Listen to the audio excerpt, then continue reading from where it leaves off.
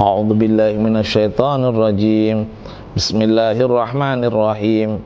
Ya ayyuhalladzina amanu kutiba alaikumusiyam kama kutiba alal ladzina min qablikum la'allakum tattaqun. Bismillahirrahmanirrahim. Assalamualaikum warahmatullahi wabarakatuh. Alhamdulillah wassalatu wassalamu ala Rasulillah Sayyidina Muhammad bin Abdillah wa ala alihi wa sahbihi wa man wala wala haula wala quwata illa billah. Kaum muslimin dan muslimat, pemirsa TPRI Joka-Joka Ramadan yang insyaallah sama-sama dirahmati dan dimuliakan oleh Allah. Kita jumpa lagi di dalam pembahasan tentang Ramadan. Maka pada kesempatan kali ini saya akan membahas apa sih hakikat daripada ibadah puasa. Kadang-kadang kita bertanya-tanya, letak ibadah puasa ada di mana? Kalau kita membahas letak ibadah solat adalah sujud kepada Allah. Letak ibadah baca Quran adalah membaca kalamullah.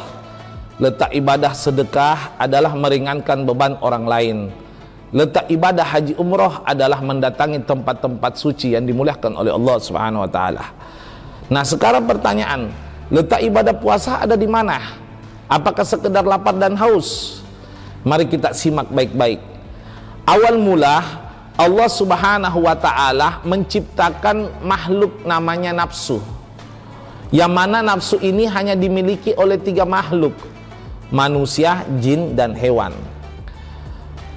Sewaktu Allah menciptakan nafsu permulaan kali berbentuk seperti manusia, dengan peristiwa itu Allah berdialog dengan nafsu.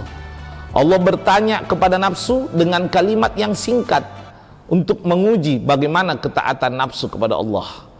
Lalu Allah bertanya, "Ya nafsu, man anta wa man ana?" Siapa kamu, siapa saya? Maka nafsu menjawab, "Ana, anta, anta." Saya adalah saya, kamu adalah kamu.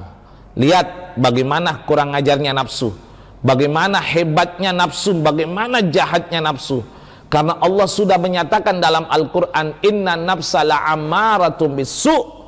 Hanya saja nafsu itu benar-benar menyuruh Anda berbuat kejelekan. Na'udzubillah min dalik. Mungkin sebagian sering bertanya, "Ya Ustadz, kenapa Ramadan setan di penjara namun masih banyak yang maksiat? Setan di penjara masih banyak yang meninggalkan puasa bahkan sholat. Kenapa?" Inna syaitana da'if wa nafsu qawi. Godaan setan itu lemah, sedangkan nafsu itu berat, sangat berat. Namun nafsu bukan untuk dibenci, karena ingat yang diuji oleh Allah masuk surga, yang diuji oleh Allah untuk mendapatkan hadiah surga bukan ruh, bukan jasad, tapi nafsu. Ingat, yang dipanggil masuk surga bukan ruh dan jasad, tapi nafsu. Allah menyatakan dalam Al-Quran, "Ya ayyatuhan nafsul mutmainnah." Hei nafsu yang terkendali, irji'i ila rabbiki radiyatan maradiyah. Kembalilah kepada Tuhanmu yang mana Allah ridha dan kau pun diridhoi. Fadkhuli fi ibadih wadkhuli jannatih. Masuklah ke dalam golongan hambaku, masuklah ke dalam surgaku. Dari sini kita ambil pelajaran bahwa yang dipanggil masuk surga, yang dinyatakan diuji oleh Allah di muka bumi, yang dinyatakan lulus dalam ujian yaitu nafsu. Karena itu memang nafsu ini berat untuk diuji. Akhirnya setelah Allah bertanya dengan jawaban seperti itu, Allah murka, Allah adab nafsu ke dalam neraka 100 tahun lamanya melalui api neraka. Setelah disiksa 100 tahun di api neraka, maka Allah kembalikan nafsu. Lalu Allah bertanya kedua kalinya dengan kalimat, "Ya nafsu, ba'as alak marratan saniyah." Sekarang saya tanya kepadamu yang kedua kalinya, "Man anta wa man ana?" Siapa kamu, siapa saya? Pertanyaan yang sama. Apa jawaban nafsu? "Kam marra aqul ana, anta." Berapa kali saya mau menjawab, saya adalah saya, kamu adalah kamu. Inilah nafsu. Al-Ka'doro wal kurang ajaru. Sangat kakdoro dan kurang ajar. Akhirnya Allah murka, dimasukkan nafsu itu ke dalam neraka yang kedua, yaitu tempat yang sangat dingin.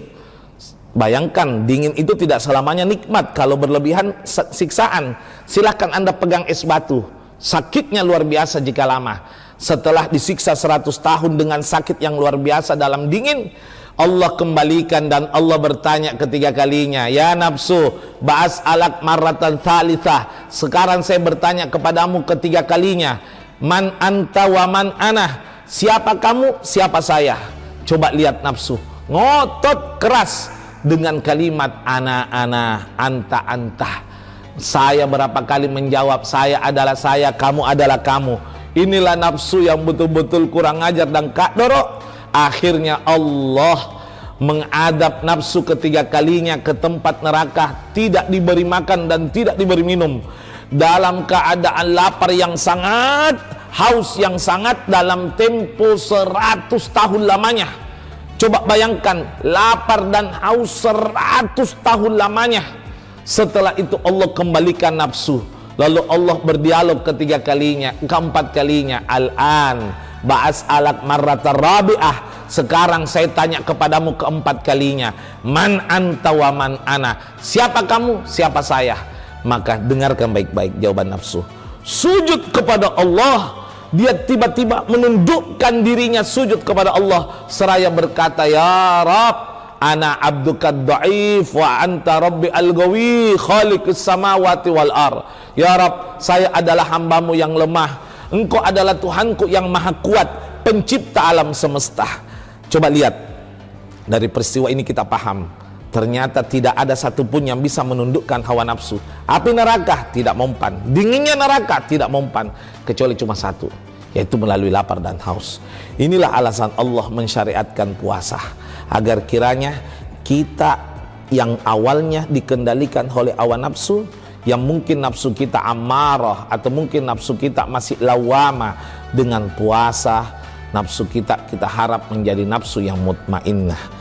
Karena itu sekali lagi saya sampaikan, inilah ajaran puasa. Dengan menahan lapar dan haus, tentunya kita bisa mengendalikan hawa nafsu. Coba lihat, makanan, minuman dingin di kulkas itu punya kita, halal semua. Tapi siang-siang berpuasa kita tidak sentuh.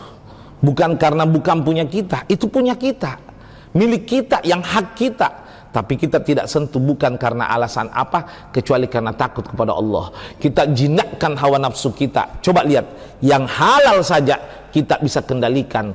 Maka setelah lebaran, jangankan yang halal, yang haram pun kita bisa tinggalkan. Bayangkan, istri dari ujung rambut sampai kaki semua halal, jangankan dilihat, disentuh halal, bahkan berpahala. Siang-siang kita tidak sentuh istri, bahkan tundukkan pandangan dari syahwat kepada istri. Bukan karena alasan apa-apa, kecuali karena satu alasan, karena kita takut kepada Allah. Maka niscaya setelah lebaran, coba lihat, jangankan yang haram, yang halal saja kita sentuh, maka setelah lebaran yang haram pun kita akan takut kepada Allah. Kenapa? Kalau sudah yang halal aja kita mampu kendalikan, apalagi yang haram. Itulah tujuan puasa, adalah hakikatnya mengendalikan hawa nafsu. Maka barang siapa yang puasa selama 1 bulan penuh, namun setelah lebaran tidak mampu mengendalikan hawa nafsunya, maka itu adalah puasa yang sia-sia. Sebagaimana hadis Nabi sebagai penutup, Nabi pernah bersabda dalam hadis yang sahih, kam min saimin, betapa banyak orang yang puasa, laisa lahu min siyamihi illal ju' wal atas, tidaklah mendapatkan apa-apa kecuali hanyalah rasa lapar dan haus. Dia tidak menghasilkan manfaat untuk pengendalian hawa nafsunya.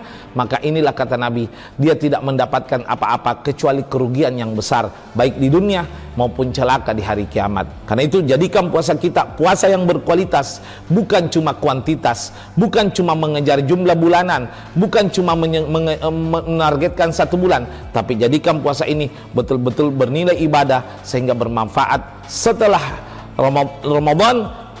Nafsu kita adalah nafsu yang mutmainnah, insyaallah. Mudah-mudahan apa yang saya sampaikan bermanfaat buat pribadi saya dan buat kita semua. Barakallahu fina wa fikum, wallahu muwaffiq ila aqwamit thoriq. Wassalamualaikum warahmatullahi wabarakatuh.